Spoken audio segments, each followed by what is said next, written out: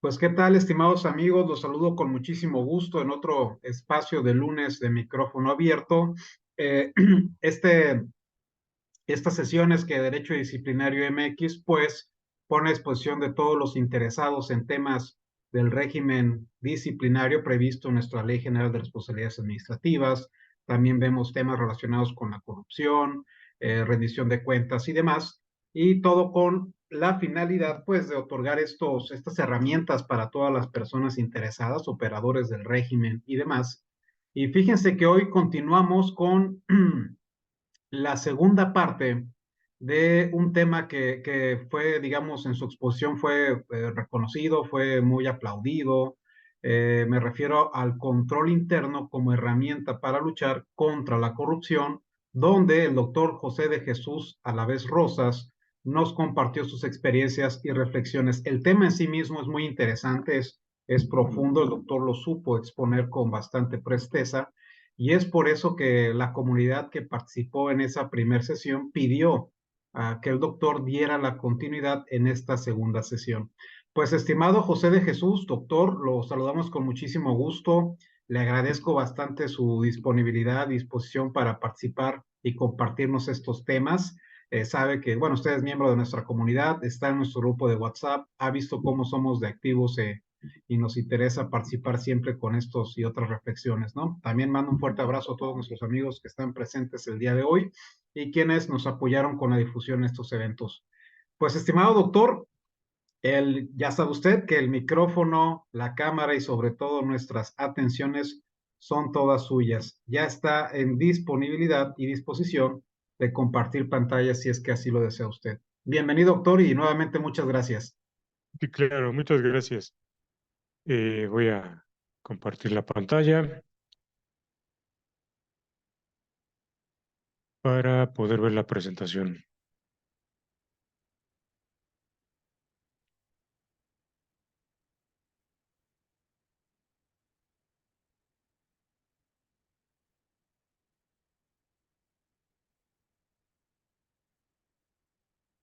Ahí está.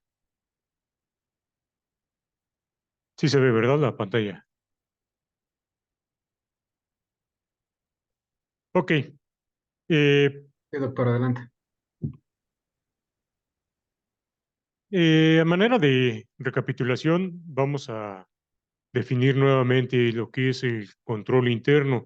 En aquella ocasión, la sesión pasada, comentábamos que el marco integrado de control interno para el sector público define al control interno como un proceso efectuado por el órgano de gobierno, el titular, la administración y los demás servidores públicos de una institución con objeto de proporcionar una seguridad razonable sobre la consecución de los objetivos institucionales y la salvaguarda de los recursos públicos, así como para prevenir la corrupción.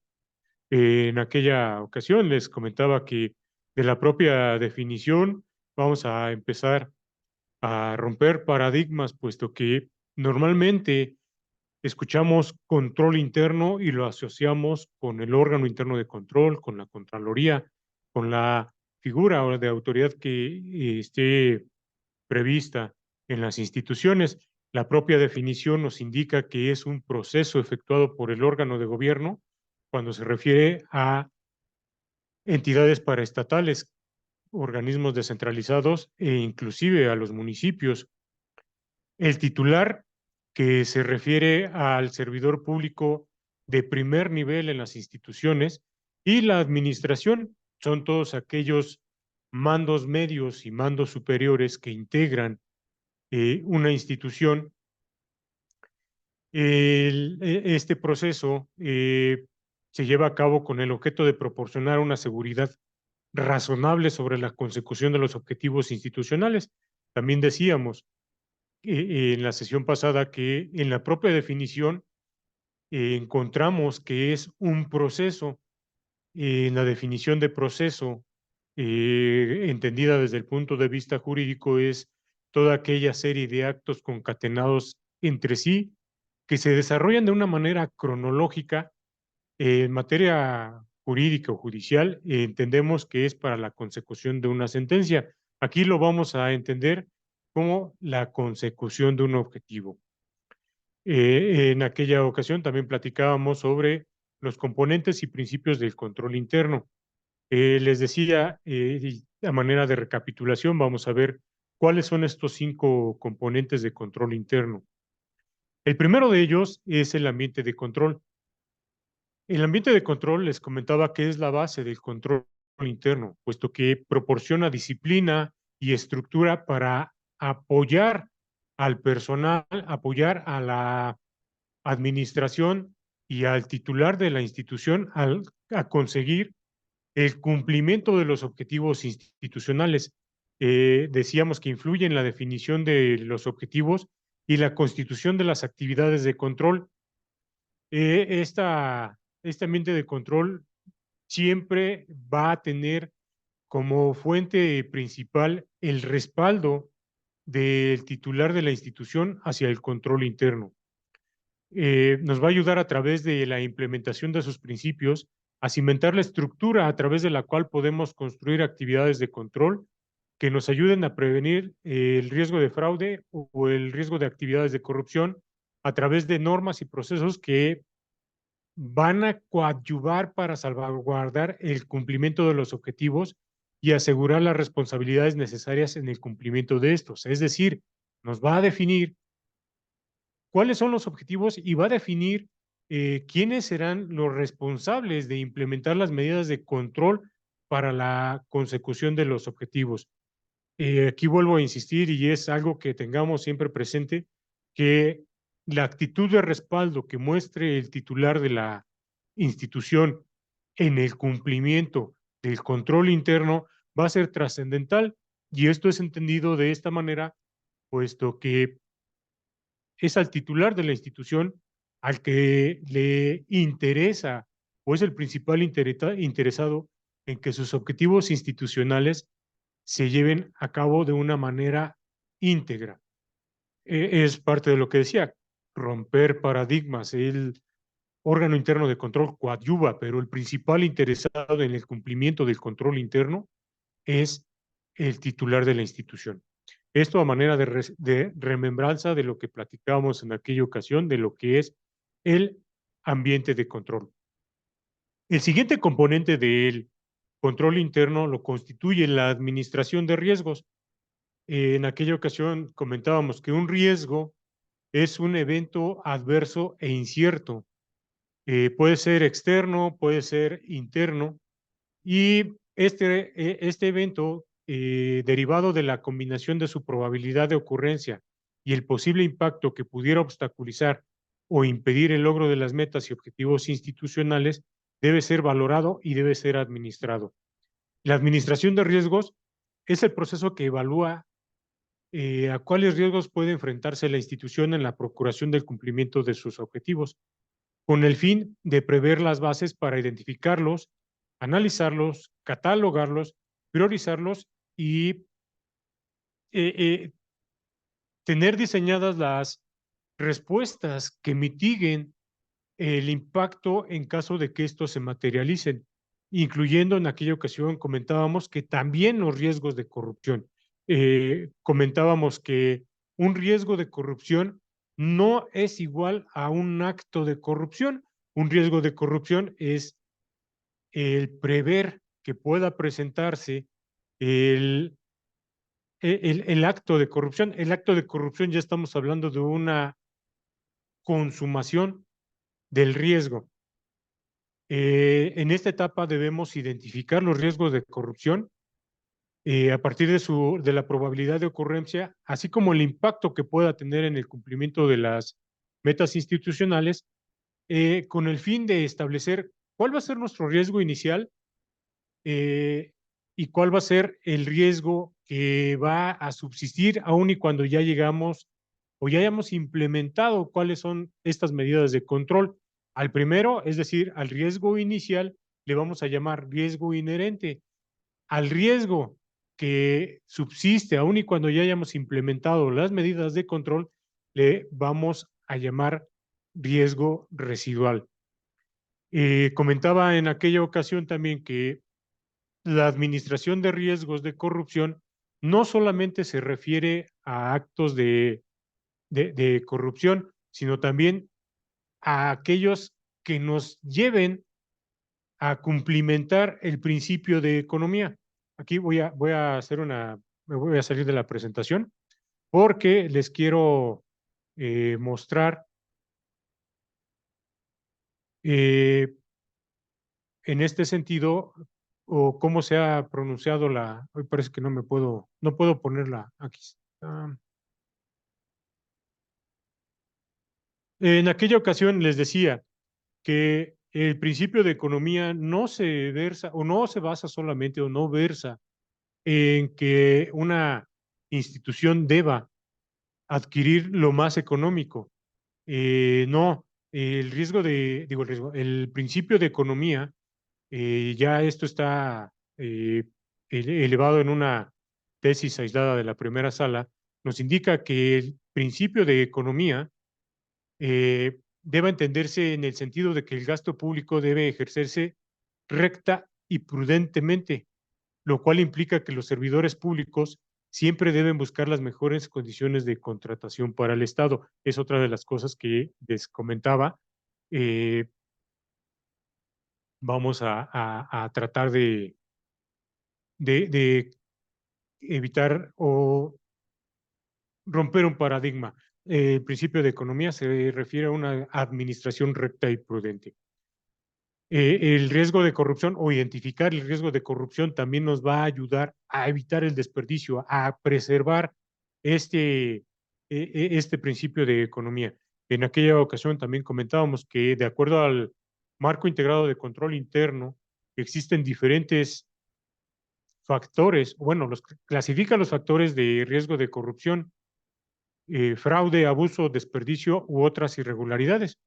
Estos factores no necesariamente implican que vaya a haber un acto corrupto. Normalmente cuando tocamos los temas o pedimos a las instituciones que fijen un riesgo de corrupción, se alarman y piensan que ya estamos hablando de un acto consumado de corrupción. No, debemos definir un riesgo de corrupción porque siempre nos vamos a encontrar con factores. Estos factores pueden ser los incentivos de corrupción. Eh, ¿Por qué? Porque el personal eh, en muchas ocasiones se enfrenta ante situaciones que proveen un motivo para cometer un acto de corrupción, fraude o desperdicio. También otro de los factores de la corrupción señalábamos que es la oportunidad.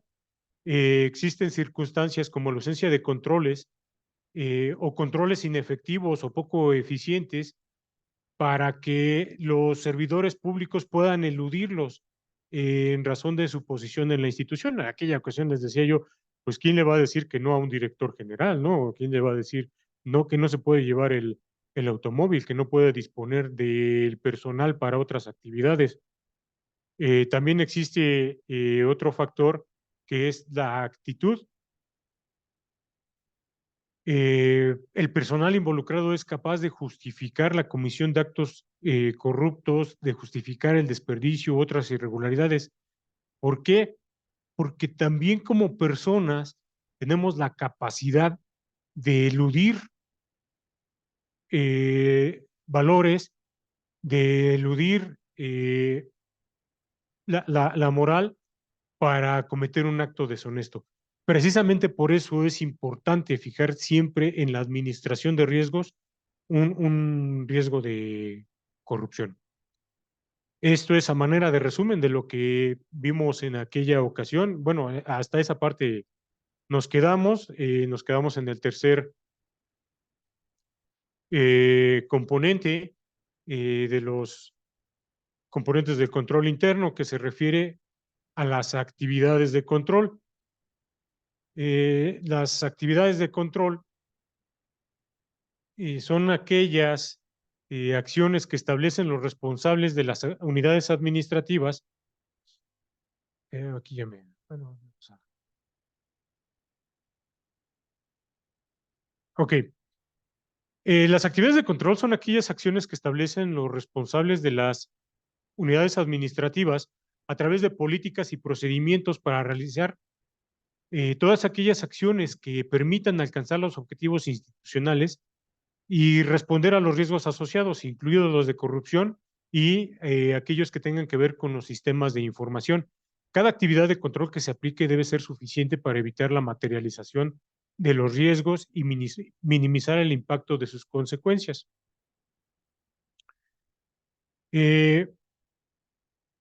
Las actividades de control tiene a su vez 4 principios. En aquella ocasión nos quedamos ya en el principio número 9, pasamos al principio 10 de los componentes de control interno. El principio 10 o el primer principio del componente de las actividades de control es el que nos indica que se deben diseñar actividades de control. La administración debe diseñar, actualizar y garantizar la suficiencia e idoneidad de las actividades de control establecidas para lograr los objetivos institucionales y responder a los riesgos. En este sentido, la administración es responsable de que existan controles apropiados para hacer frente a los riesgos que se encuentran en cada uno de los procesos que realizan. Este principio, a su vez, tiene los puntos de interés que se clasifican en primero en respuesta a los objetivos y riesgos. La administración debe diseñar actividades de control en respuesta a los riesgos asociados con los objetivos institucionales al fin de alcanzar un control interno eficaz y no solamente que se cumpla, sino de que sea apropiado para que se dé respuesta a los riesgos. Estas actividades son políticas, procedimientos, mecanismos que hacen obligatorias las directrices de la administración para alcanzar los objetivos e identificar los riesgos asociados. Como parte de este componente del ambiente de control, eh, los servidores públicos de primer mando, es decir, el titular y la administración, deben definir responsabilidades, asignar puestos clave. También en aquella ocasión veíamos la importancia de definir cuáles son los puestos clave y la segregación de funciones para alcanzar los objetivos. Es decir, no considerar o no concentrar las actividades en una sola área o que dependan de una sola persona. Como parte de este componente de la administración de riesgos, se deben identificar los riesgos asociados a la institución y sus objetivos, incluidos aquellos o aquellas actividades que tiene tercerizadas. Eh, ¿Cuál va a ser la tolerancia al riesgo y la respuesta a este? El siguiente punto de interés lo constituye el diseño de las actividades de control apropiadas. Las actividades de control apropiadas deben cumplir, los servidores públicos deben cumplir con las responsabilidades que tienen asignadas y enfrentar los riesgos identificados en el control interno. Estas actividades pueden ser de distintas, o pueden ser clasificadas, o pueden ser categorizadas de distintas maneras para que se diseñen de una manera apropiada. Desde definir las revisiones por la administración en el desempeño actual, es decir, que la administración va a identificar los logros más importantes en la institución y los compara con los planes y objetivos. Otra forma de clasificar estas actividades de control apropiadas es a nivel de función o a nivel de actividad. La administración debe comparar el desempeño actual contra los resultados planeados o esperados en determinadas funciones clave de la institución. Es decir, debe estar constantemente supervisando y evaluando las actividades que realizan los servidores públicos. Otra forma de diseñar actividades de control es la administración de capital humano. La gestión efectiva de la fuerza de trabajo de la institución es esencial para alcanzar los resultados y es una parte importante del control interno. Yo creo que es de las actividades más importantes, puesto que el éxito operativo solamente es posible cuando el personal eh, es seleccionado de una manera adecuada y ejecuta también su trabajo de una manera adecuada, pero además ha sido provisto de capacitación, de herramientas, de incentivos y se le han definido de una manera clara cuáles son sus responsabilidades. Otra forma de diseñar actividades de control es desde el punto de vista de tener un control sobre los activos y bienes vulnerables en la institución. Sí, se debe tener un control físico para asegurar y salvaguardar viernes, iba a decir, ya estoy pensando en el descanso. Eh, Se deben de establecer un control de bienes y activos de la institución. Aquí, cuando señalamos bienes y activos, debemos tener presente que también el Código Civil Federal, bueno, los códigos civiles de los estados, señalan como un bien mueble a los intangibles. Entonces, dentro de los controles físicos, la administración también tiene que tener un control sobre software, derechos de autor, sobre todos aquellos bienes que tenga de una manera intangible, y eso lo vamos a ver de una más adelante dentro de los propios componentes. ¿Por qué? Porque otra forma de definir actividades de control es establecer restricciones de acceso a los bienes intangibles, es decir, que la administración debe limitar el acceso de los recursos y registros solamente al personal que de verdad tenga la necesidad de tener acceso a estos intangibles. Debe mantener la responsabilidad en la custodia y en su uso. Y no solamente eso, sino que dentro de las actividades de control deben llevarse a cabo frecuentemente las conciliaciones de estos bienes, tanto de estos bienes muebles o activos, tanto físicos como aquellos intangibles, para evitar, como comentamos, fraude, desperdicio, abuso o accesos no autorizados. Estas actividades deben ser diseñadas de una manera preventiva, eh, más que detectiva. La diferencia entre cuándo son preventivos y cuándo son detectivos o radica esta diferencia en el momento en que ocurren. Las actividades preventivas se dirigen a evitar que se falle en alcanzar un objetivo o enfrentar un riesgo, mientras que una actividad detectiva es implementar controles cuando ya ocurrió el acto de ya sea corrupción, desperdicio, y ya se hace para corregir. De ahí la importancia que se implementen estos controles de una manera preventiva. ¿Sí? El siguiente punto de interés radica en el diseño de actividades de control en varios niveles. Aquí la administración debe diseñar actividades de control en los niveles adecuados de la estructura organizacional, es decir, definir roles. ¿Sí? Esto para asegurar una cobertura de los objetivos y las actividades que tengan como objetivo enfrentar los riesgos en las operaciones. Los procesos operativos transforman las entradas y salidas para lograr objetivos institucionales.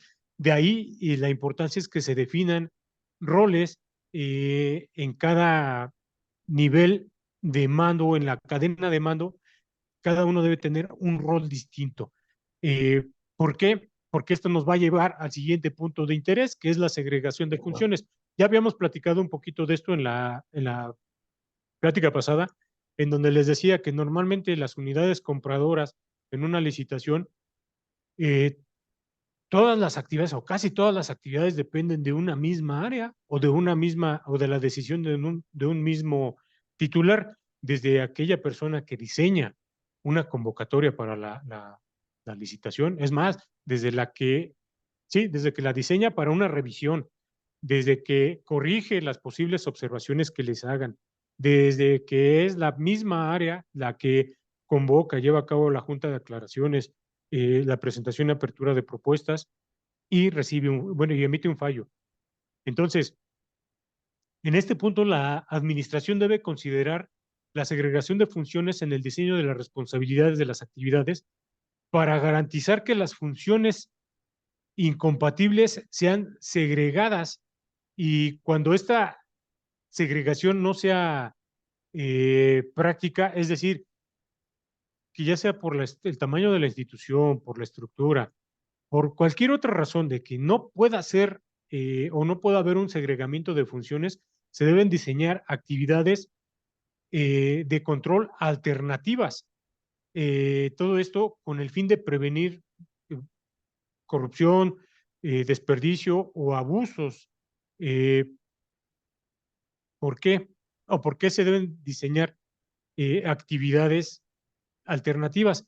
Porque la segregación o interponer una actividad alternativa para evitar que una misma área ejecute todo, va a hacer frente a una ilusión de controles. Eh, si esta segregación no es práctica, eh, simplemente va a llevarse va a fracasar aquí nuestro intento en tener controlados los riesgos y principalmente los riesgos de corrupción, puesto que, como comentaba, cuando una actividad depende de una sola área, de una sola decisión, es muy difícil mitigar un riesgo de corrupción. El siguiente principio de este componente de actividades de control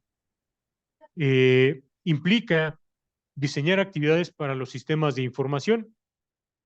La administración debe diseñar los sistemas de información institucional y las actividades de control relacionados con dicho sistema. Aquí es muy importante que tengamos claro qué es un sistema de información. Normalmente, cuando nos hablan de un sistema, eh, no, nos lleva a pensar en un software. No, un sistema se integra por el personal, por los procesos, por datos y ya la tecnología, es decir, el software, que se organizan para comunicar o disponer de la información. También aquí es importante que se defina un ciclo de vida de la información que es utilizada para los procesos operativos y que permitan a la institución obtener, almacenar, procesar y además compartir esta información, porque lo que les comentaba también en la ocasión pasada, hay que romper con ese paradigma de que la información es poder. La información debe ser compartida. Claro que deben existir controles, pero eh, en la consecución de metas y objetivos no es válido reservarse información. Por eso les comentaba que cuando nos hace referencia o cuando escuchamos sistema, inmediatamente nos lleva a pensar a un software y no, un sistema también está integrado por el personal y por los procesos operativos que se llevan a cabo. Este principio 11 tiene los siguientes puntos de interés. El primero es el desarrollo de sistemas de información. Lo que les comentaba, la administración debe desarrollar los sistemas de información de la institución para obtener y procesar apropiadamente la información relativa a cada uno de sus procesos operativos. Estos sistemas deben contribuir a alcanzar los objetivos institucionales y responder a los riesgos asociados. Eh, Insisto, un proceso debe incluir debe incluir al personal, así como los procesos eh, eh, eh, eh, tanto físicos como automatizados. Los automatizados nos lleva a el uso de las tecnologías de la información. En este punto es muy importante que la administración desarrolle sistemas de información y se base para ellos en el uso de las tecnologías de la información, considerando las necesidades de los procesos operativos de la institución. Es decir, es sumamente importante auxiliarse de las tecnologías para definir de una manera oportuna y confiable los procesos operativos de la institución. ¿Esto por qué? Porque en la implementación de procesos manuales se tiende mucho al error. Es decir, mientras un sistema, un proceso dependa 100% de una actividad humana, hay más errores o hay más posibilidad de cometer errores. Esto es en cuanto al desarrollo de sistemas de información, o de ahí la importancia para minimizar la aparición de errores. El siguiente punto de interés es el diseño de los tipos de actividades de control apropiadas. Eh, Hay actividades de control generales y de aplicación. Las actividades de control generales son aquellas políticas y procedimientos que se aplican a la totalidad o a un segmento de sistemas de información.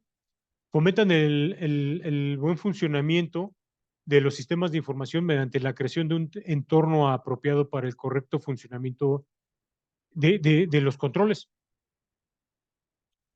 Aquí se debe de incluir la seguridad en cuanto a los accesos, independientemente de que si se encuentra de una manera autorizada o de una manera física, debe definirse cuáles son los niveles de seguridad para evitar algún desastre, y en su caso se deben definir cuáles van a ser las actividades de recuperación en caso de ocurrir. Es decir, si tenemos algún proceso automatizado o algún proceso respaldado en sistemas de información, en tecnologías, debe existir aquellos controles que permitan la recuperación de la información, lo mismo que cuando tenemos nuestros archivos físicos.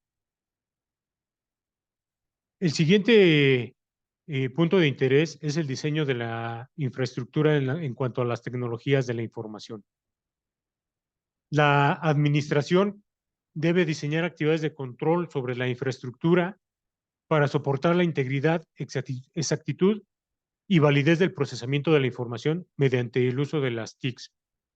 Como ustedes saben, las TICs, las tecnologías de la información, requieren una infraestructura para operar, incluyendo las redes de comunicación para vincularlas, así como los recursos informáticos para las aplicaciones y el suministro de energía eléctrica. Se deben evaluar los objetivos de la institución y los riesgos asociados al diseño de las actividades de control sobre la infraestructura de las TICs. Es decir, en la implementación de este principio del componente de actividades de control, se deben prever inclusive hasta posibles fallas, como les comentaba, en el suministro de energía eléctrica, puesto que en ocasiones ha sido motivo de pérdida de la información. A muchos de nosotros nos ha pasado que hay un apagón y si no tenemos no break, bueno, o pilas en el caso de una laptop, supongamos que estamos trabajando con una PC, hay un apagón y perdemos parte de la información. El siguiente punto de interés es el diseño de la administración de la seguridad. Eh, la administración debe diseñar actividades de control para la gestión de la seguridad sobre los sistemas de información.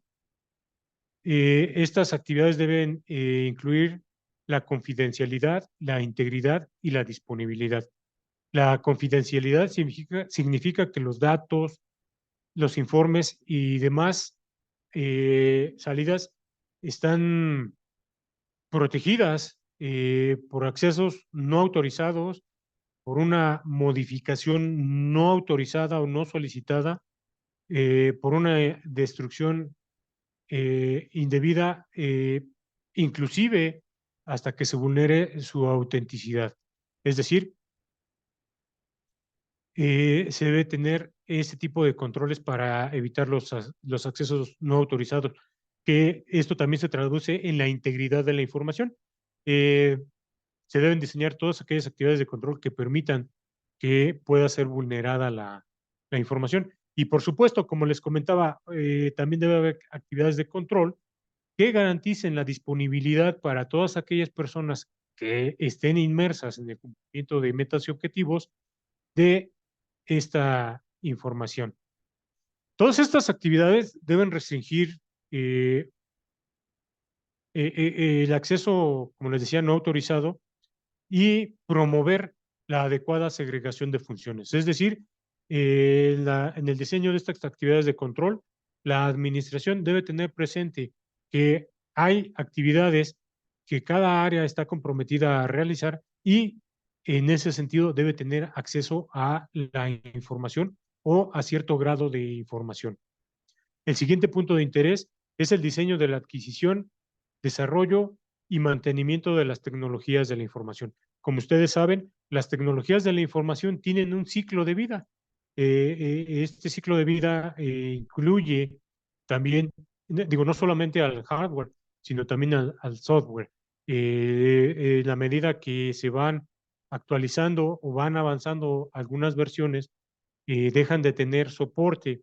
Por lo tanto, la administración debe tener presente todos estos cambios tecnológicos para implementar actividades de control que permitan ya sea la adquisición, desarrollo, arrendamiento y mantenimiento de las tecnologías de la información. Esto va a proporcionar a la institución la estructura para un diseño de tecnologías de la información. ¿Por qué? Porque a través de estas actividades de control se van a trazar actividades o fases específicas para documentar los requisitos, las aprobaciones y puntos de revisión dentro de las actividades de control sobre la adquisición, desarrollo y mantenimiento de la tecnología. Eh, Todo esto, insisto, forma parte de las actividades que la administración y sus servidores públicos deben tener en cuenta para llevar a cabo o más bien para mantener a los sistemas de información actualizados y funcionando de manera adecuada para que se coadyuve en el cumplimiento de las metas y objetivos. El siguiente principio eh, del componente 3 es la de implementar las actividades de control. La administración debe implementar las actividades de control a través de políticas, procedimientos, manuales y otros medios de naturaleza similar. En este sentido, la administración es responsable que en sus unidades administrativas se encuentren documentadas y formalmente establecidas sus actividades de control, las cuales deben ser suficientes, idóneas, para enfrentar los riesgos a que están expuestos. Esta documentación eh, permite a su vez la transferencia de conocimiento, no solamente en el transcurso de estas actividades de control, sino también en el constante cambio que existe en las instituciones. Los puntos de interés de este principio es el primero es la documentación y formalización de responsabilidades a través de políticas. Aquí viene un punto interesante que se ha discutido en muchas ocasiones y que ha sido ya objeto también de un posicionamiento por parte tanto de los tribunales en materia administrativa como del Poder Judicial a través de las tesis aisladas. ¿Por qué? Porque la documentación y formalización de responsabilidades a través de políticas implica que se debe documentar, como les comentaba, a través de políticas, manuales, lineamientos eh, o cualquier denominación que se dé a estos documentos en donde se tracen cuáles son los niveles de responsabilidad. Y no solamente basta con definirlo, sino, como les comentaba, ya ha habido posicionamiento en que estos manuales, lineamientos, políticas, como le querramos llamar, deben estar publicados en el diario oficial para que adquieran obligatoriedad.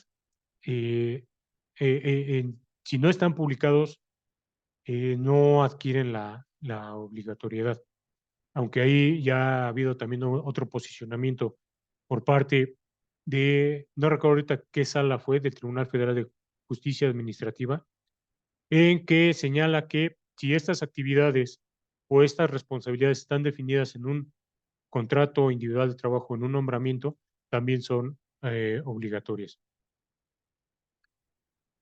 Aquí lo importante es que esta documentación de responsabilidades se encuentre publicado y cada unidad va a determinar el número de políticas necesarias para el proceso operativo que realiza basándose en sus objetivos y riesgos, eh, por supuesto, y con la orientación de la administración.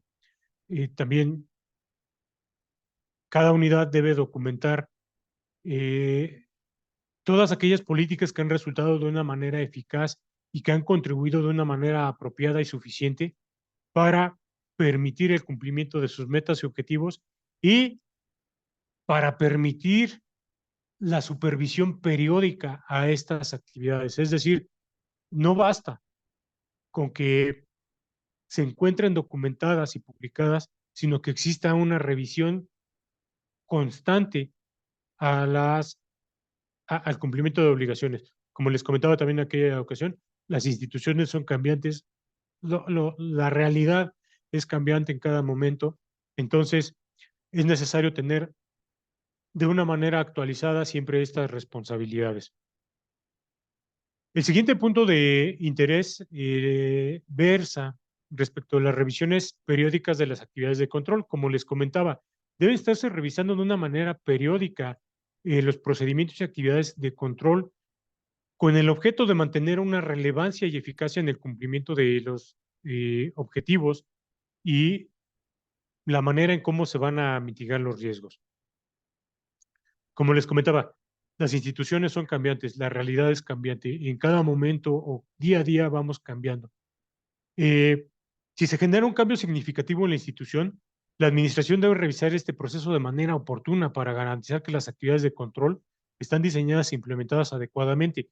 No es por exhibir. Yo he visto que, por ejemplo, hay un recorte de personal, hay una restricción en la contratación y muchos de de los manuales o de las actividades previstas en los manuales de organización siguen contemplando puestos que ya no existen, que fueron cambiados, que su denominación fue cambiada. Eh, de ahí la importancia en que la administración esté revisando de una manera periódica cuáles son estas responsabilidades. Este es el principio 12, vamos, de las actividades de control. El siguiente principio es el de usar de la información de calidad. No, ahí me salté uno, el de información y comunicación. No, no es cierto, sí, muy bien.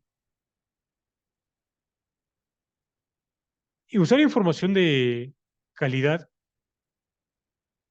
eh, un sistema de información de calidad se encuentra conformado por el personal, como les comentaba, los procesos, los datos y la tecnología utilizada para obtener, comunicar o disponer de la información. Por ello es importante que la administración implemente medios que permitan a cada unidad administrativa elaborar información pertinente y de calidad para la consecución de los objetivos institucionales y el cumplimiento de las obligaciones en la gestión financiera. En los puntos de interés de este principio 13 es usar datos relevantes de fuentes confiables. La administración debe diseñar un proceso que considere los objetivos institucionales y los riesgos asociados a estos para identificar cuáles son los requerimientos de información necesarios para alcanzarlos y enfrentarlos de una manera eficaz. Eh, la administración debe definir cuáles son los requisitos de la información con puntualidad. La información que se proporcione debe ser suficiente y debe ser apropiada. También se debe de establecer cuál va a ser o a qué nivel de especificidad se requerirá que se proporcione la información, así como la periodicidad. Es decir, aquí sí va a entrar ya un poquito ya la actividad de revisión por parte del órgano interno de control cuando llevamos a cabo la revisión a las actividades. Es decir, que se deben de señalar de manera específica cuáles van a ser las medidas o los documentos que van a complementar las actividades de control y con qué periodicidad deben especificarlo. Y vuelvo al punto, no es que esto sea responsabilidad del órgano interno de control, puesto que el órgano interno de control podrá definir en algún momento periodicidades que no sean compatibles operativamente. De ahí que sea la administración quien deba definirla. El siguiente punto de interés es la identificación de datos relevantes eh, y de fuentes confiables. La administración debe obtener datos relevantes de fuentes confiables tanto a nivel interno como a nivel externo de una manera oportuna, en función de los requisitos de información identificados y establecidos. Eh, debe establecerse cuáles serán los datos relevantes, puesto que estos datos relevantes tienen una conexión lógica con los requisitos de la información identificados y establecidos. Eh, lo recomendable es que la administración se allegue de fuentes externas, puesto que proporcionan mayor objetividad en los datos y viene libre de sesgos. Es decir, la importancia de que la administración se allegue de datos de otras fuentes, como puede ser las auditorías del órgano interno de control, quejas que hayan tenido también en el órgano interno de control, de la información que tenga el auditor externo para llevar a cabo el diseño de sus actividades de control. El siguiente principio es comunicar de manera interna. La administración es responsable de que cada unidad administrativa comunique internamente por los canales apropiados y de conformidad con las disposiciones aplicables la información de calidad necesaria para contribuir a la consecución de los objetivos institucionales y a la gestión financiera. Este principio cuenta con dos puntos de interés. El primero, que es comunicar a toda la institución y los métodos, bueno, el segundo, métodos apropiados de comunicación. La administración debe seleccionar cuáles son los métodos de comunicación apropiados, ya sea documentos escritos, en formato electrónico o reuniones presenciales con el personal para evaluar de manera periódica los métodos de comunicación de la institución y se asegure que se cuenta con las herramientas necesarias para la dispersión de la información. El punto de interés relativo a la comunicación con toda la institución versa en que la administración debe comunicar información de calidad en toda la institución, utilizando las líneas de reporte y autoridad establecidos. Es decir, que la información debe comunicarse hacia abajo, lateralmente e incluso hacia arriba, mediante líneas de reporte. Es decir, todos los niveles de la institución deben mantener comunicación. Y esta comunicación debe ser de una manera eh, que permita que la información sea de calidad para que el personal que desempeña funciones clave eh, cuente con las herramientas para la consecución de los objetivos, para enfrentar y administrar los riesgos, de igual manera para que se identifiquen de una manera más clara en dónde pudieran generarse actos de corrupción. Es decir, ya que identificaron cuáles son los riesgos, también definir cuáles son las actividades que pudieran derivar en un acto de corrupción. En este punto es también de suma importancia que la administración comunique de una manera clara cuáles son los niveles de responsabilidad de cada área para evitar tanto la duplicidad de funciones como para que no exista una debida segregación de funciones.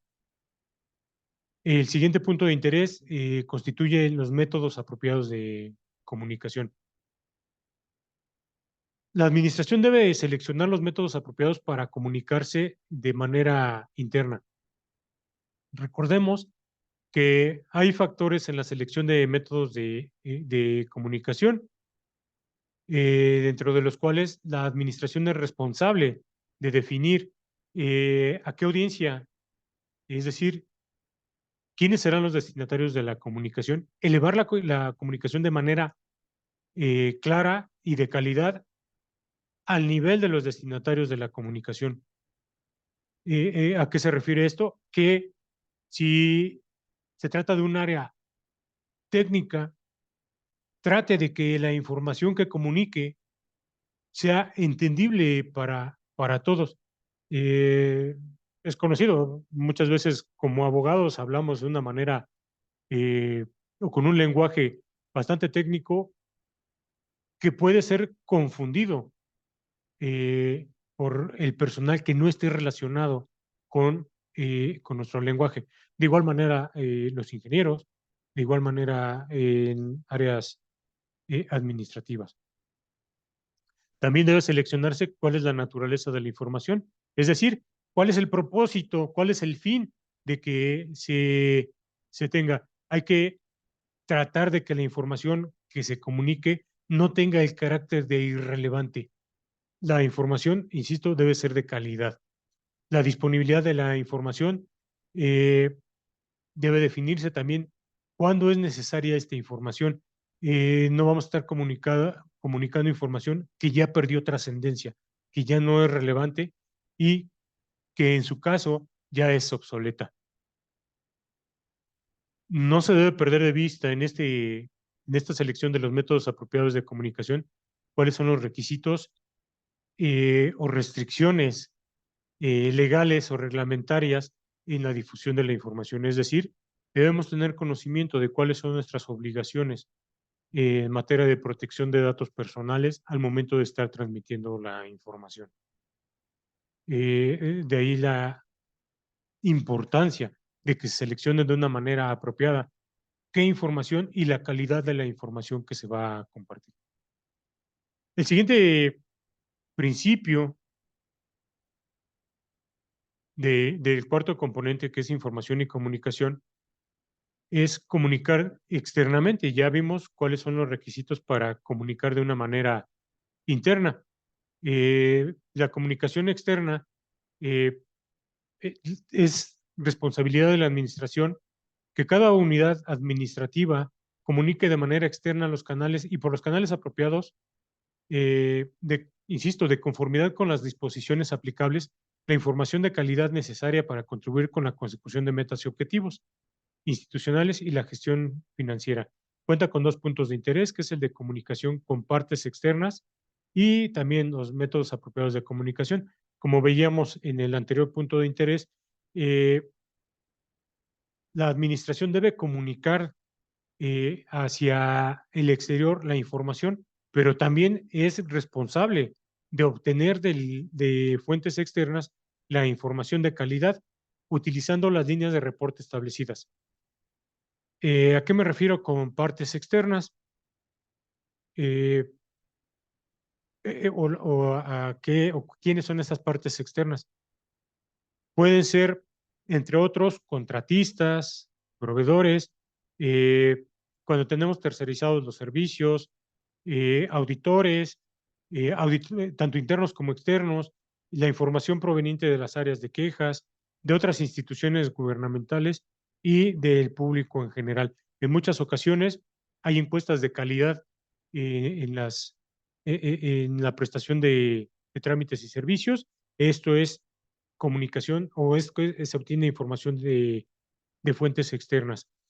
De este modo, se puede obtener información que va a contribuir a la consecución de metas y objetivos, así como identificar cuáles son las áreas o actividades proclives a riesgos de corrupción, de desperdicio o que exista una falla en la prestación de trámites y servicios que prestan las instituciones. Es importante que esta comunicación se obtenga de manera constante, puesto que nos va a proporcionar, una vigilancia eficaz y apropiada del control interno y de las actividades que estamos desarrollando para mitigar nuestros riesgos de corrupción e identificar, en dado caso, la ocurrencia de un acto de corrupción o hasta del propio desperdicio. De igual manera, el siguiente punto de interés es métodos apropiados de comunicación. Como les comentaba, se debe seleccionar cuáles son los métodos apropiados, eh, ya sea si se va a hacer a través de documentos escritos, en formato electrónico, en reuniones, el contenido de la información, que como les comentaba, estamos sujetos a las leyes de transparencia y a las leyes de protección de datos personales en posesión de sujetos obligados. De ahí la importancia en que conozcamos también estos ordenamientos. Hasta aquí son los principios del componente 4, información y comunicación. Seguiría ya el componente 5 relativo a la supervisión de las actividades de control de control interno. La supervisión va a permitir evaluar la calidad del desempeño en el tiempo y asegura que los resultados de las auditorías y de otras revisiones se atienden con oportunidad. Las acciones correctivas son un complemento necesario para las actividades de control con el fin de alcanzar objetivos institucionales. Hace rato comentaba que existen actividades de control detectivas y correctivas. Las actividades de control detectivas son todas aquellas que se llevaron a cabo a través de la implementación de los componentes anteriores. Ahora vamos a ver en cuanto a la supervisión que es necesario también llevar a cabo actividades correctivas. El principio 16 nos indica que la administración debe establecer actividades para la adecuada supervisión del control interno y la evaluación de resultados en todas las unidades administrativas de la institución. Conforme a las mejores prácticas en la materia, en dichas actividades de supervisión contribuye generalmente el área de auditoría interna. Aquí sí ya entra parte de la actividad del órgano interno de control, que estas actividades del área de auditoría interna reporta sus resultados ya sea al titular o en su caso al órgano de gobierno. Este principio cuenta con los siguientes puntos de interés: el establecimiento de bases de referencia. La administración debe establecer bases de referencia para supervisar el control interno. Estas bases de referencia nos van a ayudar o van a contribuir para identificar o para comparar el estado actual del control interno contra el diseño que hicimos en el diseño de nuestra actividad, de nuestras actividades de control. Las bases de referencia representan una diferencia entre los criterios de diseño de control interno y el estado de control interno en un punto específico en el tiempo. Es decir, vamos a comparar cómo empezamos y cómo estamos al momento en que se lleva a cabo una revisión. Es decir, cuáles fueron los resultados. Una vez que se establecieron estas bases de referencia, la administración debe utilizarlas como criterio en la evaluación del control interno y debe realizar los cambios para reducir la diferencia en las bases y las condiciones reales. Es decir, que a través de la información de calidad que debió fluir, se debe establecer cuál es el nivel en el que se encuentra en ese momento, en ese punto del tiempo, el control interno. El siguiente punto de interés es la supervisión del control interno. Como les comentaba, es responsabilidad de la administración llevar a cabo una autoevaluación del control interno y escuchar o hacerse valer de las evaluaciones independientes, es decir, de las que realiza tanto auditoría, ya sea externa como externa, perdón, interna como externa, y de la información que nos alleguemos de las fuentes externas. Las autoevaluaciones están integradas a las operaciones de la institución. Deben realizarse de una manera continua y responder a los cambios. Las evaluaciones independientes se utilizan eh, respecto de la eficacia e idoneidad también de las autoevaluaciones. Nadie más que nuestros usuarios nos va a definir si nuestros objetivos cuando se trate de proporcionar servicios públicos son idóneos. De ahí la importancia de tener evaluaciones independientes o allegarse de información de calidad. Las autoevaluaciones incluyen actividades de supervisión permanente eh, que se llevan a cabo a través de comparaciones, conciliaciones y otras actividades que nos permitan tener un punto de referencia en el tiempo, insisto, de cómo comenzamos y cómo estamos en ese momento en que estamos llevando la autoevaluación. Las evaluaciones independientes también nos van a proporcionar una certeza y una prueba directa en la implementación del control interno. ¿Por qué? Porque está carente de sesgos, porque no tenemos ahí el, el valor subjetivo de nosotros como servidores públicos, porque eh, tendemos, como les comentaba, en cuanto a los factores de corrupción, muchas veces a eludir las actividades de control que nos hemos fijado. Eh, la responsabilidad de conservar y supervisar si el control interno es eficaz y apropiado en los procesos asignados también a los servicios tercerizados es de la institución. Es decir, si la institución contrata a su vez a personas, como en el caso de los servicios de salud, a prestar servicios, la administración es la responsable de llevar a cabo la autoevaluación o la evaluación de estos servicios. ¿Sí?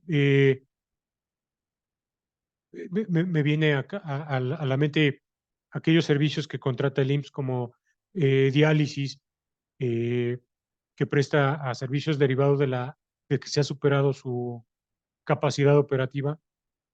Es precisamente la administración la responsable de llevar a cabo la evaluación de estas actividades para verificar si se encuentra o no cumpliendo con sus objetivos. El siguiente punto de interés es la evaluación de resultados. La administración debe evaluar y documentar los resultados de las autoevaluaciones y de las evaluaciones independientes para identificar cuáles son los problemas que se están suscitando en el control interno en ese punto del tiempo en que se está llevando a cabo esta autoevaluación. ¿Por qué? Porque como les comentaba, esta información está libre de sesgos y esto le va a permitir evaluar y determinar si el control interno está siendo eficaz y es apropiado para el cumplimiento de sus metas y objetivos. ¿Sí? La diferencia en los resultados de las actividades la diferencia en los resultados de las actividades de supervisión y las bases de referencia documentados eh, precisamente van a proporcionar cuáles son los problemas a los que se está enfrentando nuestro cumplimiento de metas y objetivos. Eh, esta evaluación de resultados también debe allegarse de la respuesta al cambio que está sujeta toda institución que, como les comentaba, constantemente estamos cambiando. Estos son o este es el principio 16 del componente supervisión.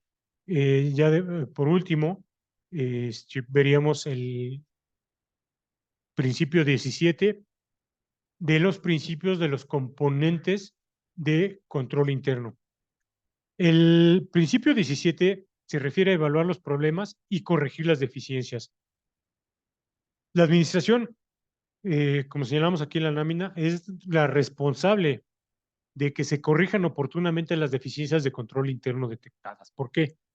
Como les comentaba, en el cumplimiento de metas y objetivos, el principal responsable es precisamente el titular de la institución y su administración, es decir, los servidores públicos, tanto de mandos medios como de mandos superiores.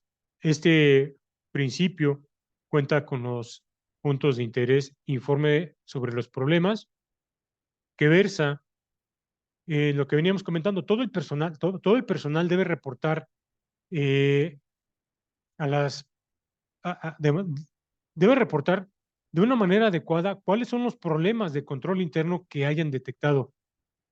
Como les comentaba, en cuanto a la comunicación debe de ser tanto en línea recta como lateral para todos los niveles, eh, para que todas las unidades, eh, y aquí otra, vamos a romper otro paradigma, todos deben tener acceso a la información. En muchas ocasiones dicen, "Ah, no le cuenten nada al órgano interno de control porque nos va a auditar". Pues no, al contrario, en la medida que se comunique la información y se haga o se lleve a cabo la transferencia de la información de una manera con calidad, también las actividades de supervisión pueden contribuir para evaluar cuáles son los problemas que se está enfrentando en ese momento el control interno y eh, contribuir al desempeño en las responsabilidades de cada quien en el cumplimiento de las actividades de control. Eh, en este punto hay que reconocer que existen problemas que afectan a el conjunto organizacional y que estos problemas, si afectan al conjunto organizacional de manera casi segura, se van a extender afuera de la institución, y esto va a recaer o va a repercutir en los servicios que presta la institución, como en los servicios que tenga tercerizados, inclusive va a repercutir en cuanto al cumplimiento de contratos de contratistas y proveedores. No debemos olvidar que en el informe de problemas también estamos sujetos al cumplimiento de diversas eh, leyes, como es la Ley General de Protección de Datos Personales en posesión de sujetos obligados, la Ley General de Transparencia y aquellas similares en las entidades federativas. El siguiente punto de interés es la evaluación de problemas. Eh, es responsabilidad de la administración evaluar y documentar los problemas de control interno y debe determinar cuáles son las actividades correctivas apropiadas para hacer frente oportunamente a los problemas y deficiencias detectadas. Debe evaluar aquellos problemas que han sido identificados mediante sus actividades de supervisión o a través de la información proporcionada por las fuentes externas o del propio personal, y definir si estos problemas se están convirtiendo ya en una contingencia que dañe el control interno o la prestación de los servicios. Una vez que se han identificado las deficiencias, se requiere una mayor evaluación y corrección por parte de la administración. No olvidemos que las deficiencias no solamente se van a presentar en en el diseño o implementación de las actividades de control, sino que se van a identificar o se van a presentar en la ejecución de nuestras responsabilidades como personas servidoras públicas. De una eh, identificación correcta y evaluación de los problemas, va a depender que se diseñen también las acciones correctivas apropiadas para remediar la deficiencia de una manera oportuna. De ahí la importancia de llevar a cabo la evaluación de los problemas. Eh, el proceso de resolución de estos problemas comienza cuando, como producto de las revisiones o evaluaciones que son reportadas a la administración y va a concluir una vez que se han puesto en marcha o se han implementado acciones para corregir las deficiencias identificadas, para llevar a cabo acciones de mejora y también para demostrar que los hallazgos y recomendaciones no justifican una acción por parte de la administración. ¿A qué me refiero con esto?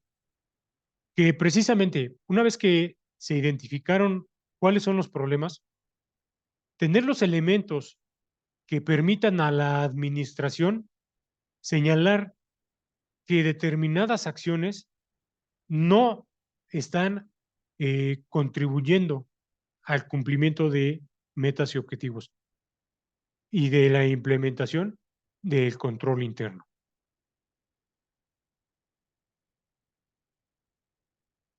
Eh,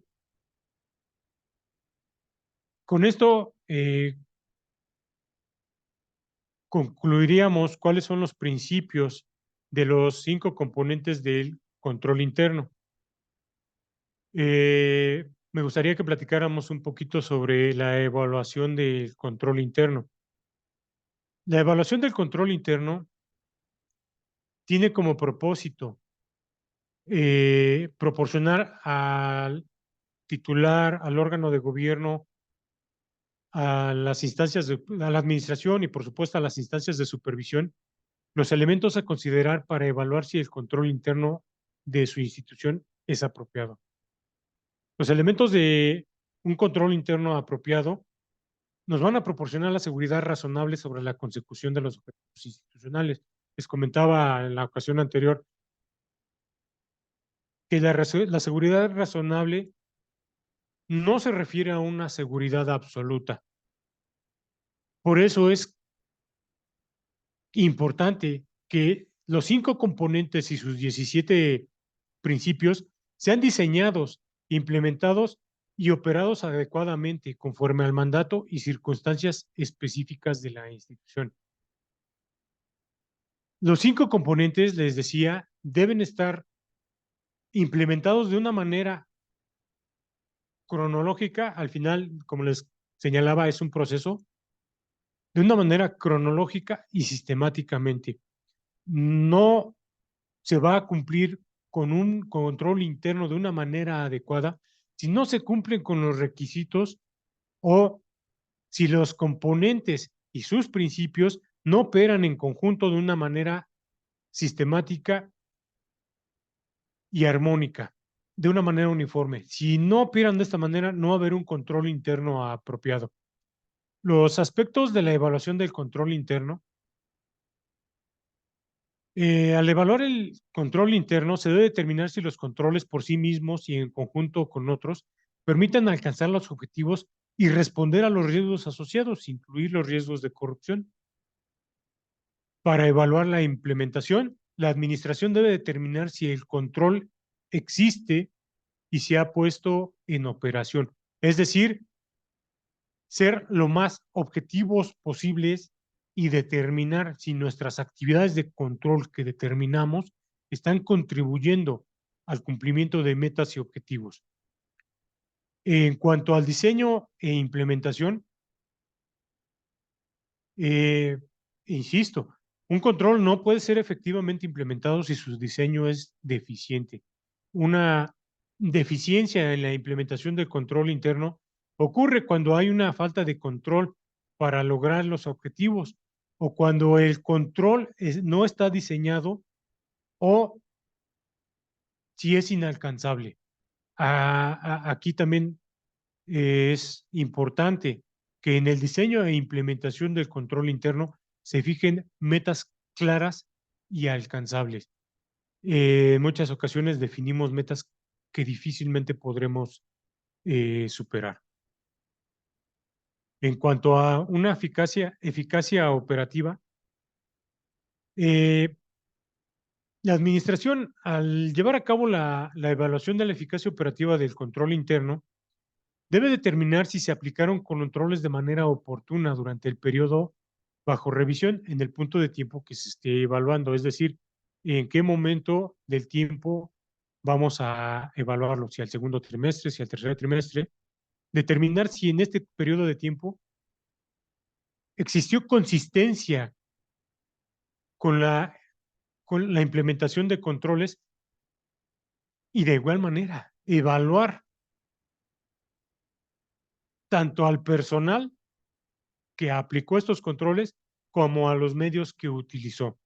Si se utilizaron controles sustancialmente diferentes en distintas etapas del periodo de revisión, se debe evaluar eh, la eficacia operativa de manera separada por cada procedimiento. Es decir, si en un momento decidí o decidió la administración modificar eh, las actividades de control, debe evaluarlas de una manera separada en cada periodo de tiempo. Un control carece de eficacia operativa si no fue diseñado de manera eficaz y por un periodo determinado. Una deficiencia en la operación también se presenta cuando un control, aun y cuando haya sido diseñado eh, adecuadamente, se ejecuta de una manera distinta como fue diseñado, o cuando el servidor público que lo va a ejecutar no posee la autoridad o la competencia profesional necesaria para aplicarlo de una manera eficaz. Es decir, las actividades de control deben ser ejecutadas y supervisadas por figuras que tengan mando en la institución y, como comentábamos también en la plática anterior, que tengan competencia profesional. La competencia profesional no solamente se basa o no solamente se refiere a el cumplimiento de un determinado perfil o que se exija determinada profesión. Se debe exigir experiencia y capacitación constante por parte de la persona servidora pública que va a llevar a cabo la ejecución de estas actividades de control. En cuanto al efecto de las deficiencias de control interno, se deben evaluar precisamente las deficiencias detectadas por medio de las evaluaciones que se llevan a cabo. Estas deficiencias existen cuando el diseño, la ejecución o implementación o la operación de un control imposibilitan a la administración, a los demás servidores públicos, el normal desarrollo de sus funciones, el cumplimiento de las metas y objetivos y la respuesta a los riesgos asociados. La administración debe determinar si cada uno de los 17 principios que se han diseñado, implementado y operado apropiadamente y se debe elaborar un informe ejecutivo al respecto. La administración debe considerar el impacto que las deficiencias identificadas tienen sobre los requisitos de documentación. Todo esto para contribuir a tener mayores detalles en la implementación de control interno. Todos los principios de interés, todos los principios y sus puntos de interés deben ser considerados en esta considerados en esto, en la identificación de las deficiencias. Deben señalarse si de una manera objetiva si se cumplió o se operan de una manera eficaz en su conjunto. Como les comentaba, si un principio o un punto de interés no funcionó, va a hacer que el siguiente ya no tenga eficacia. Eh, Todo esto depende del juicio profesional de los servidores públicos que están inmersos, por lo que se debe ejercer con sumo cuidado y diligencias profesionales con base en los conocimientos, competencia profesional, aptitudes y compromiso. Y como les comentaba al principio de nuestra charla, del respaldo de el titular de la institución y de la eh, administración. Ya a manera de conclusión, bueno, hasta aquí hemos terminado ya con el desarrollo del tema. A manera de conclusión, solamente repetirles lo que comentábamos en la anterior plática. Siempre hay cambios, siempre estamos en una constante evolución. Esto aplica también a las instituciones, por lo que se debe considerar que el control interno es dinámico.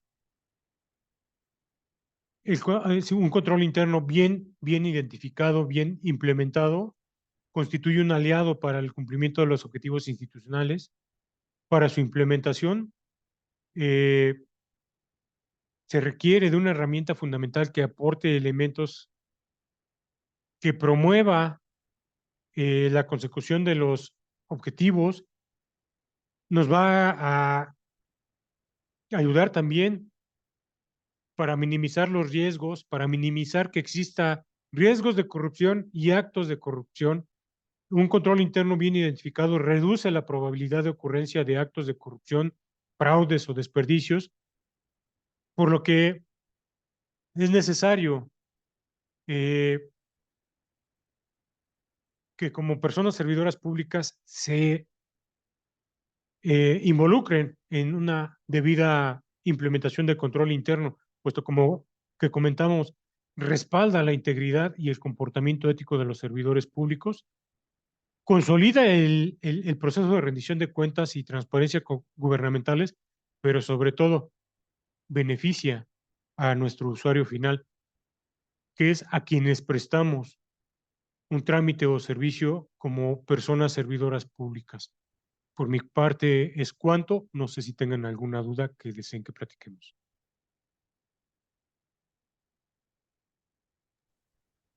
Pues, estimado doctor, como siempre, como ya nos tiene acostumbrados o como nos acostumbró en la sesión primera, notamos un dominio del tema, aparte de un interés. Esto nos deja ver todas estas aristas y la importancia que tiene el control interno dentro del servicio público y cómo es, bueno, yo me quedo con lo último que usted compartió, de la importancia de un servidor público capacitado continua y permanentemente, porque eso abona o es la variable, si me lo permiten, definitoria en la lucha contra la corrupción, en el buen funcionamiento de nuestras instituciones, pero como lo mencionamos y fue motivo de esta clase, como una herramienta que contribuye al control interno para prevenir precisamente este fenómeno que tanto nos ha lastimado. Doctor, si su tiempo nos lo permite, perdón, si su tiempo lo permite, abriríamos espacio a esta sección que gusta tanto, que es la interacción con el invitado, para efecto de manifestarle dudas, preguntas o alguna reflexión. Insisto, si es que su tiempo lo permite, porque sabemos Sí, que claro, sigue todavía en su jornada laboral. claro. Excelente. Pues amigos, aquí ya entramos a la etapa donde ustedes pueden manifestar alguna pregunta, alguna duda, directamente alzando la voz, perdón, a nuestro anfitrión, el doctor José de Jesús, aprovechando este interesante tema que nos acaba de compartir.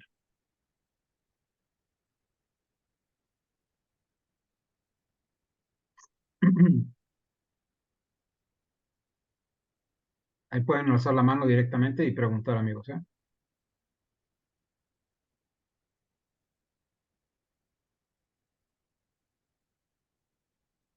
Aquí nos están haciendo una pregunta. Adelante, Nidia Zúñiga. Gracias, doctor Rodrigo. Muchas gracias al maestro ponente del tema de hoy. Eh, pues básicamente estoy preocupada por todos los temas que se tienen que ver, sobre todo en el ámbito municipal. Creo que es un reto bastante alto, sobre todo porque hay que buscar la participación de altos niveles, como lo bien lo maneja el maestro. Hay que buscar ese involucramiento de de los altos niveles para lograr el verdadero control interno. De hecho, en mi municipio tuvimos unas observaciones que nos hizo la Auditoría Superior de la Federación, referente a los controles internos. Y pues escucharon la palabra control interno y rápidamente quisieron derivar esa actividad única y exclusivamente al órgano interno de control, circunstancia que se les hizo del conocimiento que no es posible nada más manejarlo de un lado, como bien lo decía el maestro. Y entonces, precisamente para allá va mi comentario, que ojalá que tengamos esa posibilidad de hacer que los altos niveles institucionales se involucren en el control interno, en rediseñar las políticas públicas funcionales y dar una revisión total a lo que puede o no estar funcionando. Muchísimas gracias por su participación y por compartirnos su conocimiento. Muchas gracias. Buenas noches. Muchas gracias. Muchas gracias, Nidia. Pues sí, esto finalmente en estas dos sesiones que el doctor a la vez nos compartió, pues aparte de dejar ver la importancia que tiene el control interno, nos muestra todas estas acciones que debemos realizar nosotros y obviamente la tarea es abrumadora, pero eso no le resta importancia y tampoco le resta, digamos, la calidad indispensable para efecto de constituir una sólida herramienta que prevenga a la corrupción. Muchas gracias, Nidia. Maestro, no sé si desea hacer un comentario respecto a la reflexión que nos compartió Nidia. Sí, claro. Desgraciadamente, el propio nombre de control interno refiere como si fuera responsabilidad del órgano interno de control. Y como comentaba en las dos sesiones, yo creo que a nadie más le interesa el cumplimiento de las metas y objetivos que al propio titular de la institución. Y lamentablemente, ¿por qué no reconocerlo? A lo mejor voy a decir cosas que hieran susceptibilidades, pero sus actividades son más meramente políticas que abonen o que lleven a cabo actividades que abonen al cumplimiento de metas institucionales, de metas y objetivos. Se olvidan del usuario final, se olvidan de quién está ahí esperando el cumplimiento de esas metas y objetivos. Eh, lo he dicho en otros foros. Si del órgano interno de control dependiera el cumplimiento de metas y objetivos, tal vez habría un mejor trabajo. Al órgano interno de control le corresponde el acompañamiento, pero no es su responsabilidad. Y quizá hasta por un tema de ego por parte del contralor podría permitir la materialización de actos de corrupción para precisamente tener en su récord un alto nivel de personas sancionadas. Eso tampoco es ético desde mi punto de vista, pero sí es necesario el involucramiento de los titulares de las instituciones que giren sus instrucciones. Como les comentaba, ¿quién le va a decir que no al titular? ¿Quién le va a decir que no a un secretario de Estado? ¿Quién de sus subordinados le va a decir no puedes comprar un boleto de avión, que no puedes llevar a cabo tal actividad? Eh, de ahí deriva la importancia. Y como lo comentaba también en una ocasión, hay que reconocer las palabras del Ejecutivo cuando dice que él no es corrupto y no va a permitir los actos de corrupción de su familia. Ojalá de esa manera permeara también hacia abajo y tuvieran el compromiso de evitar la materialización de actos de corrupción, pero sobre todo el cumplimiento de metas y objetivos. Es difícil, yo lo sé, sin embargo, voy a ser un poquito idealista. Esa es nuestra función también como órgano interno de control, impulsar este involucramiento. Eh, Quizás suene un tanto romántico, pero eh, de que podemos, para todas aquellas personas que están en órganos internos de control, en órganos de control, creo que sí es posible que llevemos a cabo este cambio. Es cuanto. Muchas gracias. Sí, lamentablemente una de de las críticas que tiene nuestro diseño institucional o la administración pública es precisamente esta, ¿no? Donde, como lo expuso usted con claridad, eh, la subordinación, pues obviamente está sujeta, bueno, parte de esta cuestión jerárquica, pues a esa falta de independencia que te permita a ti como subordinado abstenerte de hacer o realizar cosas que te ordene tu superior, ¿no? Sin consecuencias, ¿no? Porque usted bien lo dijo, bueno, ¿y quién le va a negar el uso de un automóvil público del trabajo a un superior, ¿no? Pues obviamente la persona que lo haga, pues va a tener represalias, entre ellas, pues a lo mejor la pérdida de su empleo o su posición. Muchas gracias, Nidia, muchas gracias, doctor. Si nos lo permite, hay otra mano alzada de nuestra amiga Esperanza Alondra. Si lo autoriza, le damos el uso de la voz, doctor. Adelante, Esperanza, buenas noches.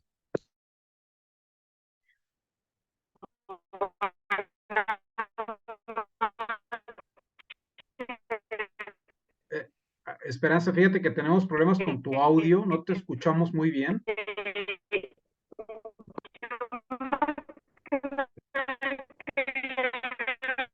Híjole, se escucha muy, parece que tienes problemas con tu conexión a internet que no se transmite con... Porque material del control interno creo que hay.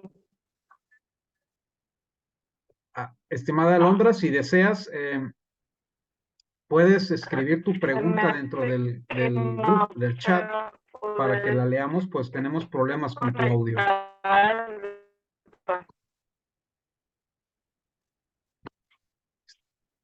Bueno, estimado doctor, fíjese que en lo que Esperanza arregla su problema. Ahí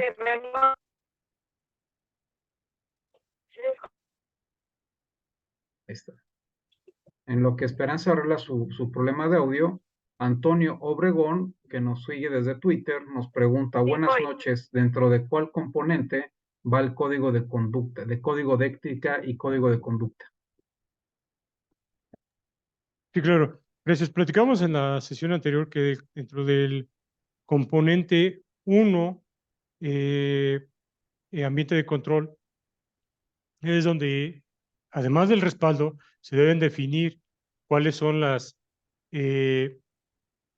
normas de conducta que se deban especificar, no solamente en materia de control interno, les comentaba también que esto se da también en cumplimiento del artículo 6 de la Ley General de Responsabilidades. Entonces, el código de conducta no solamente es un componente o es una parte de los componentes del control interno.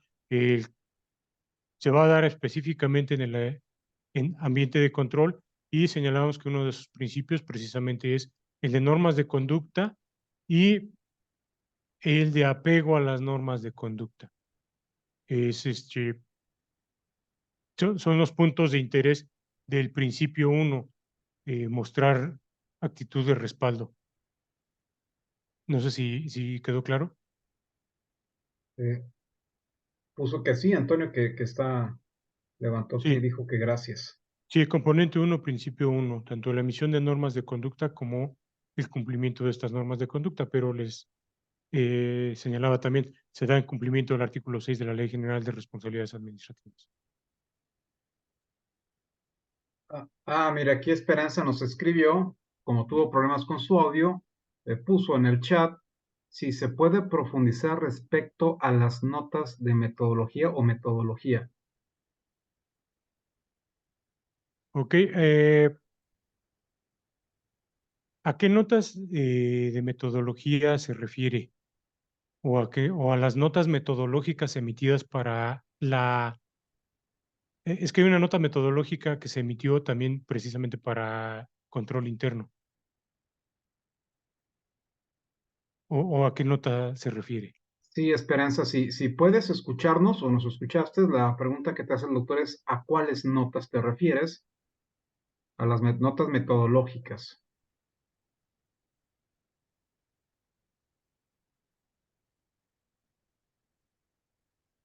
Ok. Se emitieron algunas.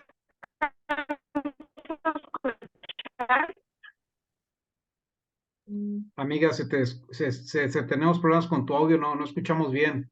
pero ya el doctor le quedó claro que te refieres a las notas metodológicas, entonces ya iba a dar su respuesta. Adelante, doctor. Ok, se emitieron diferentes notas metodológicas dentro de las cuales se establece cuáles van a ser los temas o actividades que deban ser consideradas para llevar a cabo la evaluación y opinión en materia de control interno. A través de estas notas metodológicas se dio la instrucción de cómo llevar a cabo el, o la revisión de la información y básicamente hay que considerar la suficiencia y pertinencia de la información que es proporcionada en el cumplimiento de las actividades de control. El, eh, o la suficiencia y pertinencia, o por estos conceptos debemos entender que la información que se dice que cubre con todas las actividades de control eh, tuvieron la eficacia y tuvieron la suficiencia para agotar todas las actividades. Hay diferentes notas metodológicas, hay para auditoría, para visitas de inspección, y básicamente en materia de control interno es precisamente a lo que se refiere la nota metodológica. No sé si quedó claro. Puso que ok. Ah, parece que sí. Pues bueno, muchas gracias, Esperanza. Muchas gracias, estimado doctor. Eh, Iríamos con la tercera pregunta o reflexión directa que le deseen plantear al doctor a la vez. No sé si alguien desee aprovechar esta última oportunidad, amigos.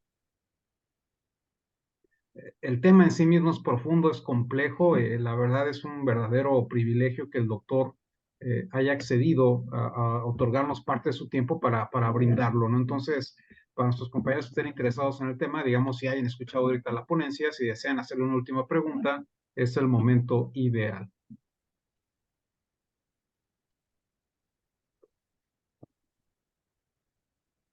Perfecto, son puras felicitaciones aquí en el grupo, en el chat. Excelente, excelente. Pues bueno, amigos, pues si no disponen otra cosa, ya daríamos por terminada la sesión del día de hoy, agradeciéndole nuevamente al doctor José su generosidad para brindarnos esta segunda sesión que complementa a la primera que tuvimos hace 3 o 4 semanas. Entonces, estimado doctor, la verdad es un tema interesante, además de importante, que todos debemos tener en cuenta siendo operadores del régimen, pero también integrantes de instituciones públicas, que tengamos el compromiso por la mejora continua y permanente para brindar el mejor de los servicios y complementar con todas estas principios que lo rigen, que están ahí consagrados en la Constitución, artículo 109, párrafo tercero, ¿no? El control interno, como vimos, pues es una de las exigencias que, digamos, amerita mayor cuidado, solvencia técnica, diría yo, pero sobre todo descansa su efectividad su efectividad descansa en las características y cualidades de los operadores e integrantes del mismo, ¿no? Estimado doctor, pues nos llevamos nuevamente una grata sorpresa, estamos muy satisfechos con esta exposición que nos obsequió nuevamente el día de hoy. Todos estos contenidos, como ven, son grabados, transmitidos en YouTube, en YouTube, y guardados en el canal precisamente para aquellas personas que en algún momento deseen hacer una consulta directa a estas sesiones de nuestros expertos invitados. Pues doctor, a nombre de toda la comunidad le agradecemos nuevamente el que nos haya acompañado, que esté usted tan atento en nuestro grupo de WhatsApp, que sea parte de nuestra comunidad. No sé si desee decir algo antes de dar por terminada esta sesión. Solamente agradecerle, doctor, la invitación y el espacio para esta exposición y el espacio también en el grupo de WhatsApp. Muchas gracias. Gracias a todos por su atención. Muchas gracias a todos. Hombre, doctor, pues muchísimas gracias nuevamente a usted, a todos nuestros amigos que se dieron cita en este lunes de micrófono abierto, quienes apoyaron con la difusión y recomendación entre amigos y compañeros de trabajo. Y recordemos que estos espacios finalmente son hechos por los operadores y especialistas, precisamente para los operadores y especialistas de todo el país. Entonces, con esto complementamos una segunda sesión más de nuestro amigo el doctor José de Jesús, a quien públicamente le agradezco su generosidad y le mando un fuerte abrazo. Pues amigos, damos por terminada la sesión del día de hoy. Que tengan ustedes un bonito inicio de semana, una noche de lunes donde puedan descansar, y despidamos a nuestro invitado con un fuerte aplauso. Muchas gracias, estimado doctor. Gracias. Gracias por su atención. Hombre, gracias a usted. Pues amigos, muchísimas gracias. El próximo lunes tendremos otra sesión de micrófono abierto. Ahí un invitado va a estar platicando sobre algunas sentencias de la Corte Interamericana con aplicación directa al derecho disciplinario, al régimen administrativo sancionador de nuestro país. Pues que tengan una excelente noche, bonito inicio de semana. Seguimos en contacto ahí en nuestras redes sociales y principalmente en nuestro grupo de WhatsApp, que como sabemos es el alma y corazón de la comunidad de Derecho Disciplinario MX. Que descansen, amigos. Gracias. Hasta luego, mi José, nos vemos. Nidia, muchas gracias. A mi amiga Berito. Gracias. Amiga. Hasta luego, buenas noches. A Juber. Buenas noches, saludos. Saludos, Vero. Pastor Rodrigo, vamos a Buenas ocupar un noches. segundo, vamos a ocupar un segundo y hasta un tercer repaso de todo lo que dijo el maestro José de Jesús, porque es tan abundante y tan complejo que no es un segundo repaso, va a ser un tercero o un cuarto, la verdad. Sí, Le agradecemos mucho. En lo personal le agradezco mucho todo el tiempo y toda su dedicación. Es algo muy Gracias a usted. importante. Gracias. Gracias Que por la tengan atención. bonita noche todos. Hasta luego. Igualmente, gracias. Buenas noches. Sí, la verdad que la primera sesión fue muy aclamada. A mí me preguntaban que dónde podían contactar al maestro, entonces yo los remití ahí a su Twitter. A las personas que no lo tenían identificado, pues les dije que estaba hasta en el grupo. Y a quienes querían ahondar, les copiaba el enlace de la primera sesión que está en el grupo, en el canal de YouTube, ¿no? Entonces es un tema que, digamos, como dice José, ¿no? Amerita muchísima consulta, y la verdad es un privilegio para derecho disciplinario que usted, estimado doctor, nos haya regalado su tiempo para exponerlo con tantísima claridad, ¿no? Entonces, estas grabaciones quedan a la postre para todos los interesados, amigos operadores y personas que les interese mejorar en la función pública, como lo acaba de decir nuestro amigo José. Sí, la verdad es que me quedé asustado de todo lo que desconozco. Esa es la realidad. Y no creí que desconociera tanto, pero necesito ponerme a estudiar más. Muchas Eso gracias por todo. esa es una de las características de nuestra materia, que entre más estudiamos, más nos damos cuenta que desconocemos. Es mi caso. Sí, de todos. Bonita de noche todos. para todos. Buenas noches. Hasta Gracias, luego. doctor Rodrigo.